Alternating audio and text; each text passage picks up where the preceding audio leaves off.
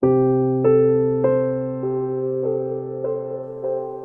cared for feet and the right footwear will not only make you more comfortable but also reduce the risk of slips, trips and falls. The main reason why older people may fall will be one of three things: either the effects of the ageing process on the foot and the lower limb, or it might be a localised foot problem such as corns or hard skin, or it might be a medical problem that affects the foot. Often we don't think about medical problems actually affecting our foot, but most of them will have some effect. Common medical problems that might affect the foot would be diabetes, rheumatoid arthritis, osteoporosis. There are lots of medical conditions that actually affect the foot. We know that bunions increase the risk of a fall because they shorten the length of your step, and that's one of the links to falls. So the golden rule when you're buying shoes is always have your feet measured to make sure that the shoe fits properly. Have a look at the sole of the shoe, make sure that it is semi-rigid, and if it twists like that, then it's too soft.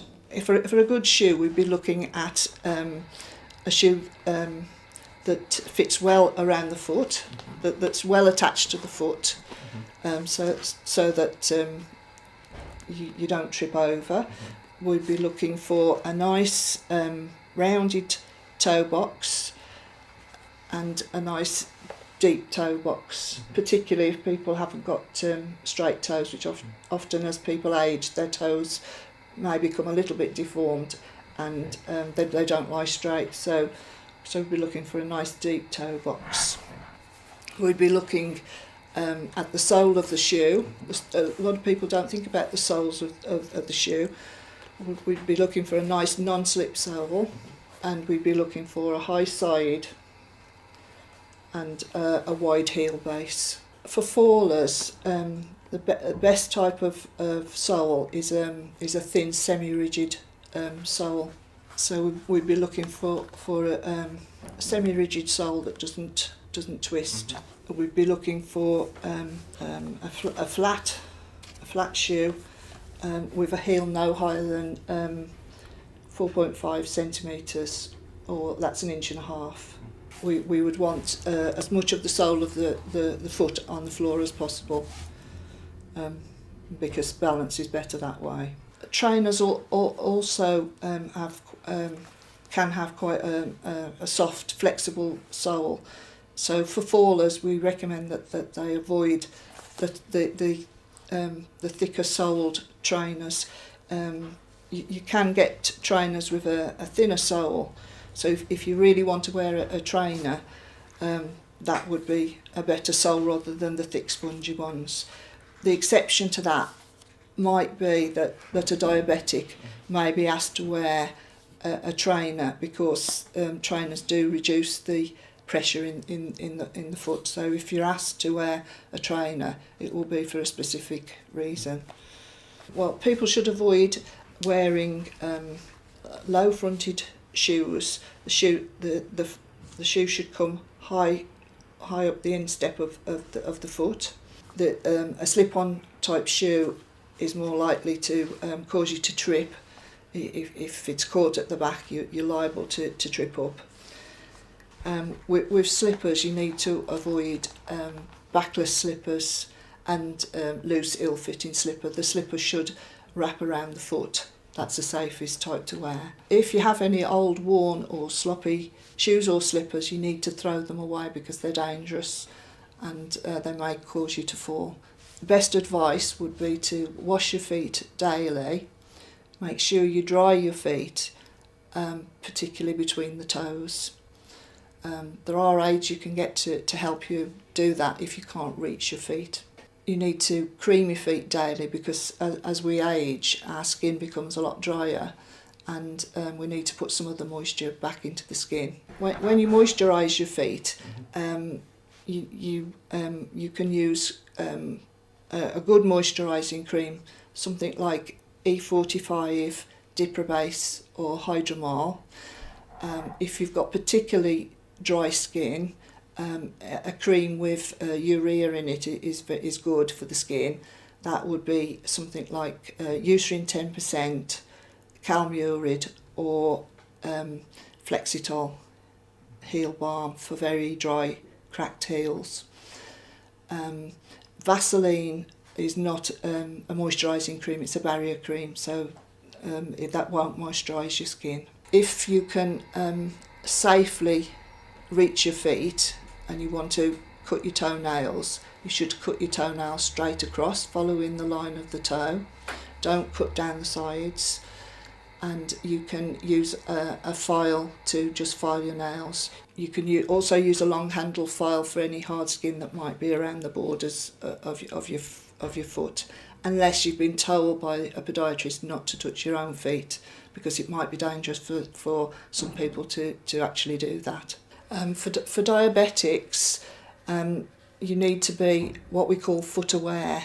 You need to inspect your feet on a daily basis to make sure there's no wounds there. You also need to check your footwear each day for any wear, because seams or loose objects in the foot can damage the foot. And if you can't feel your foot, which sometimes diabetics can't feel their feet, they won't be aware that there's a problem. Diabetics shouldn't use wheat bags, hot water bottles, or foot spas, or circulation boosters, because if you do experience cramp in the calf of your leg when you're walking, which would after you've walked so many feet you might start to cramp and have to stop, that's a sign that the blood is not getting down to your feet properly, and you need to do something about that. You need to either see your doctor or tell the podiatrist so that we can do further tests.